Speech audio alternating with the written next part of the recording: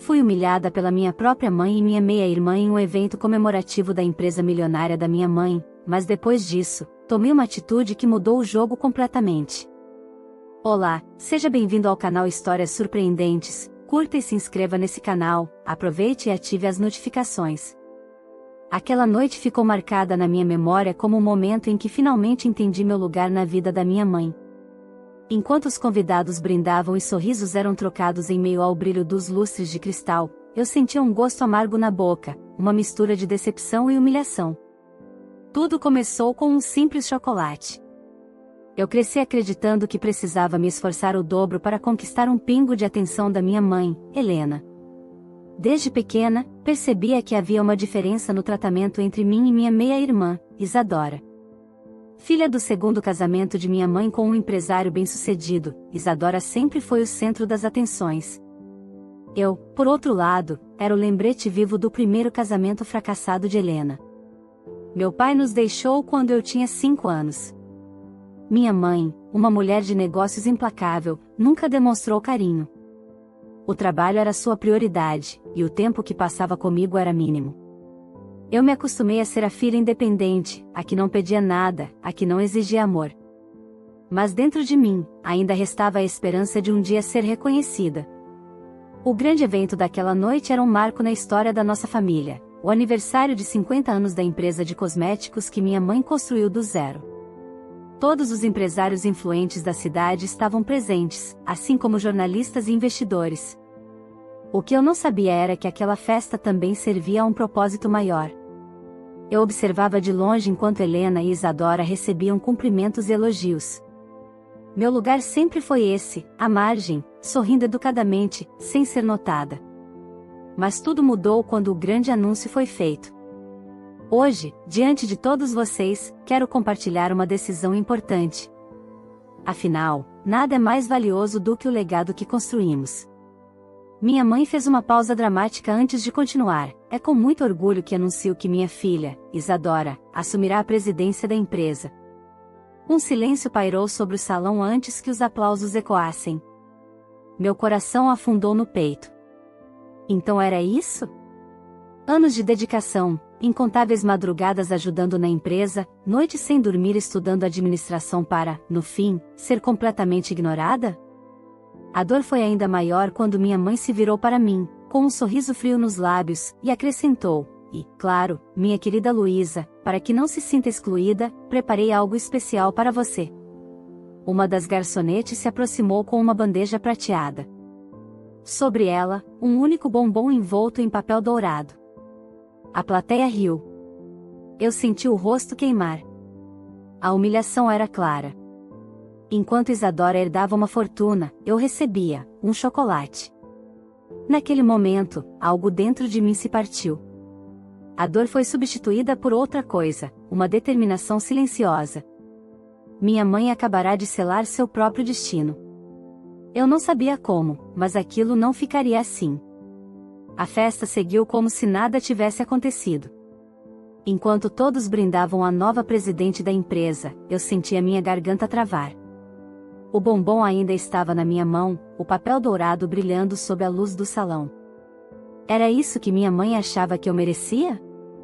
Um doce, como se eu fosse uma criança que deveria aceitar sua insignificância com um sorriso no rosto. Eu precisava sair dali. Caminhei para a sacada, buscando ar. Meu coração batia descompassado, meus pensamentos estavam uma bagunça. Como eu pude ser tão ingênua? Como pude acreditar, nem que fosse por um segundo, que minha mãe me veria como algo mais do que um estorvo? Luísa. A voz de Isadora me tirou do torpor. Virei-me e a vi parada na entrada da sacada, segurando uma taça de champanhe. Ela vestia um longo vestido dourado, que combinava com os brincos de diamante. Perfeita, como sempre. Não leve para o lado pessoal, ela disse, dando um gole na bebida. Mamãe sempre soube que eu sou a melhor escolha para liderar a empresa. Respirei fundo, tentando conter a raiva que queimava no meu peito. Melhor escolha? Por que você nasceu do segundo casamento dela? Por que seu pai era um empresário bem-sucedido?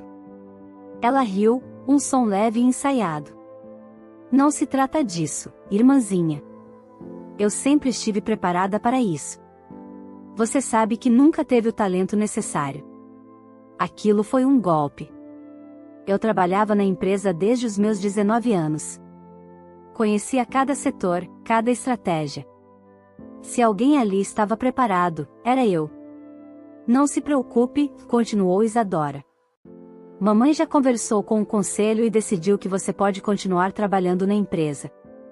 Como assistente. Eu não conseguia acreditar no que estava ouvindo. Assistente? Ela sorriu. Claro. Você pode me ajudar com as tarefas administrativas. Organizar reuniões, anotar recados, servir café. Minha visão escureceu por um instante. Eu sabia que Isadora queria me humilhar. Mas o que doía mais era que minha própria mãe concordava com isso. Respirei fundo. Eu não ia dar o gostinho de me verem desabar. Vamos ver quem ri por último, Isadora, murmurei, encarando seus olhos frios. Ela arqueou uma sobrancelha, mas antes que pudesse responder, um dos investidores se aproximou chamando-a para mais um brinde. Fiquei ali, sozinha, sentindo o vento da noite bater contra minha pele. Foi então que tomei minha decisão. Eu não aceitaria aquilo. Não aceitaria ser reduzida a nada. Se minha mãe achava que eu não era digna de sua empresa, eu encontraria um caminho para provar o contrário. E quando esse dia chegasse, ela iria se arrepender amargamente. Na manhã seguinte à festa, acordei com um gosto amargo na boca. A humilhação ainda pesava no meu peito, mas, ao invés de me afundar na dor, usei aquilo como combustível. Se minha mãe e Isadora achavam que eu aceitaria um papel secundário, estavam muito enganadas. Cheguei à empresa antes de todos. Caminhei pelos corredores como fazia há anos, mas, dessa vez, tudo parecia diferente. Os olhares eram outros. Cochichos ecoavam conforme eu passava. A notícia já tinha se espalhado, a filha rejeitada, rebaixada a um cargo insignificante. Fui até minha antiga sala, mas a placa com meu nome já tinha sido removida. Em seu lugar, um aviso: secretária executiva da presidência, Luísa Almeida. Senti meu estômago revirar. Antes que pudesse processar completamente aquilo, a voz da minha mãe ecoou atrás de mim. Espero que esteja satisfeita com sua nova função. Me virei e a encarei. Estava impecável como sempre, o olhar frio, sem um pingo de culpa pelo que tinha feito. Você realmente acha que eu vou aceitar isso? Minha voz saiu firme, sem tremores. Ela sorriu, um sorriso carregado de superioridade. A questão não é o que você aceita, Luísa. É o que você merece. O sangue ferveu nas minhas veias, mas antes que eu respondesse, Isadora apareceu ao lado dela, segurando uma pasta de documentos. Bom dia, irmãzinha, ela disse com um tom doce, mas os olhos brilhavam de deboche. Preciso que imprima esses relatórios e me traga um café. Sem açúcar. Ela estendeu os papéis, esperando que eu os pegasse. Eu queria rasgá-los na frente dela. Queria gritar. Mas, em vez disso, sorri e peguei os documentos. Claro, presidente. Os olhos de Isadora se arregalaram levemente, talvez surpresa pela minha reação calma. Minha mãe também não esperava. Elas estavam esperando um escândalo, lágrimas ou uma cena dramática. Mas eu não daria esse prazer a elas. Saí da sala segurando os papéis, mas no fundo sabia que não ficaria ali por muito tempo. Nos dias seguintes, me concentrei em observar. Prestei atenção a cada reunião que Isadora fazia, cada decisão que tomava. E logo percebi algo: ela não estava pronta para aquele cargo. Isadora era mimada, despreparada. Não entendia os processos internos, delegava decisões importantes sem critério e ignorava opiniões da equipe. Os funcionários estavam frustrados, e os diretores começavam a questionar sua liderança. Foi então que minha oportunidade apareceu. Certa tarde, enquanto organizava documentos na sala de Isadora, vi um e-mail aberto na tela do computador. Era de um dos investidores mais importantes da empresa, demonstrando preocupação com a nova gestão. Ele mencionava que, se a empresa não demonstrasse solidez em pouco tempo, retiraria sua participação. Aquilo era um desastre para minha mãe. E eu podia usar isso a meu favor. Fiz uma cópia do e-mail e passei a noite elaborando um plano. Se Isadora e minha mãe não me queriam como parte da empresa, eu encontraria outra forma de me colocar no jogo. Era a hora da minha primeira jogada. No dia seguinte, Isadora chegou à empresa desfilando com sua arrogância habitual. Ela gostava de se sentir poderosa, de ser o centro das atenções, mas eu sabia que essa ilusão não duraria muito tempo. O e-mail que eu tinha copiado no dia anterior era a chave para isso. Enquanto eu organizava a agenda dela, fiz questão de deixar algumas informações estratégicas visíveis na mesa da sala de reuniões. O documento continha os dados que Isadora precisava para a conferência com os investidores naquela tarde. Mas, ao invés dos números reais, coloquei projeções exageradas, dados errados que, se apresentados, fariam com que qualquer empresário experiente questionasse sua competência. Exatamente às 15h, Isadora entrou na sala de reuniões. Minha mãe estava ao seu lado, como uma sombra protetora, enquanto os investidores aguardavam ansiosos pela apresentação. Sentei-me discretamente em um dos cantos, observando. Senhores, quero agradecer a confiança de todos vocês. A empresa está em um crescimento extraordinário, e os números falam por si. Isadora começou, exibindo gráficos na tela. Mas, conforme as páginas eram apresentadas, olhares desconfiados surgiam entre os investidores. Alguns murmuravam, enquanto um deles franziu a testa e levantou a mão: "Perdão, senhorita Isadora, mas esses números não fazem sentido. De acordo com nossos relatórios, a empresa não está com um crescimento de 30%, mas sim com um declínio de 5% no último trimestre." O silêncio que se seguiu foi ensurdecedor. Minha mãe estreitou os olhos, e Isadora folheou os papéis, começando a perceber o desastre que estava se desenhando. Deve haver algum engano. Engano? Um dos empresários riu, mas sem humor. Se esses dados são falsos ou manipulados, estamos diante de um problema muito maior. Minha mãe lançou um olhar fulminante para Isadora, que agora soava, completamente desnorteada. Eu permaneci quieta, observando tudo. Isso é inaceitável, declarou um dos investidores. Se a empresa está sendo conduzida dessa forma, então preciso reconsiderar minha participação. Era exatamente isso que eu queria. No fim da reunião, minha mãe puxou Isadora pelo braço e a arrastou para fora da sala. Eu segui discretamente. Ao dobrar o corredor, as vozes delas ecoaram pelo ambiente. Como você pôde ser tão descuidada? Helena disparou, a fúria evidente. Você tem ideia do que isso pode nos custar? Eu não sei o que aconteceu, mamãe. Os documentos estavam certos, eu revisei tudo. Isadora tentou argumentar, mas sua voz tremia. Minha mãe massageou as têmporas, visivelmente irritada. Isso não pode se repetir. Você está me envergonhando. Aquelas palavras caíram como uma lâmina sobre Isadora. Pela primeira vez, vi um lampejo de insegurança em seu rosto. A semente da dúvida estava plantada. A queda de Isadora havia começado. E eu estava apenas começando. Naquela noite, enquanto voltava para casa, relembrei cada detalhe do que aconteceu. Eu sabia que aquele era apenas o primeiro passo para desmontar o império que minha mãe construiu em torno da filha favorita. No dia seguinte, eu precisaria agir com mais precisão. Cheguei cedo ao escritório e comecei a estudar os contratos da empresa. Como secretária executiva, eu tinha acesso a muitas informações privilegiadas. Passei horas analisando tudo, e logo descobri algo interessante: um contrato mal redigido que poderia colocar a empresa em apuros legais caso um cliente exigisse reembolso por serviços não entregues. Sorri. Se eu conseguisse fazer essa informação chegar aos ouvidos certos, a credibilidade de Isadora sofreria um novo golpe.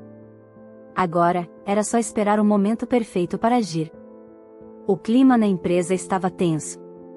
Desde a humilhação de Isadora na reunião com os investidores, minha mãe tentava manter as aparências, mas era evidente que a confiança dela na filha favorita começava a ruir.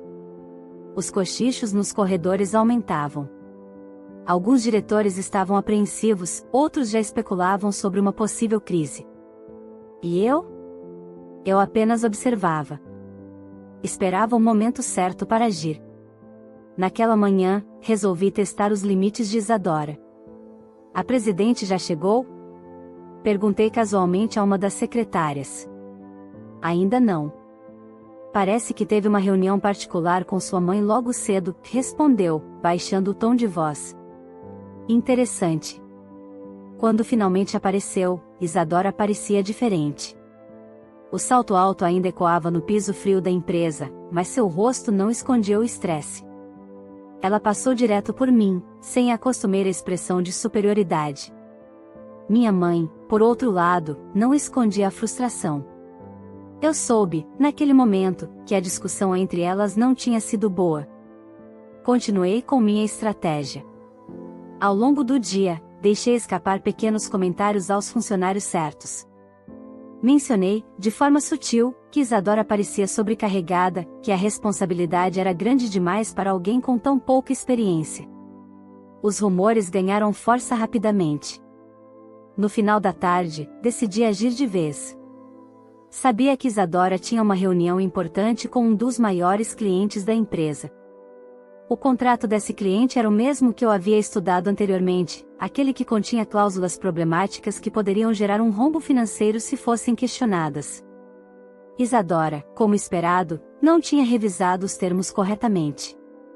No meio da reunião, um dos advogados da empresa recebeu um aviso sobre a irregularidade contratual e interrompeu a apresentação. Senhora Presidente, há um problema com este contrato, ele disse. Isadora franziu a testa. Que tipo de problema? A cláusula de reembolso. Se o cliente exigir, a empresa terá que arcar com um prejuízo milionário. Os executivos na sala se entreolharam. O cliente, incomodado, cruzou os braços. Então quer dizer que se eu quiser, posso cancelar tudo e receber meu dinheiro de volta? Isadora engoliu seco. Bem. Eu acredito que, sim, senhor, confirmou o advogado. Legalmente, a empresa é obrigada a reembolsá-lo integralmente caso a solicitação seja feita. A tensão na sala ficou insuportável. Minha mãe, que assistia à reunião em silêncio, respirou fundo e fechou os olhos por um momento. Pela primeira vez, percebi algo nela, medo. O cliente se levantou. Acho que preciso repensar minha parceria com esta empresa. E saiu.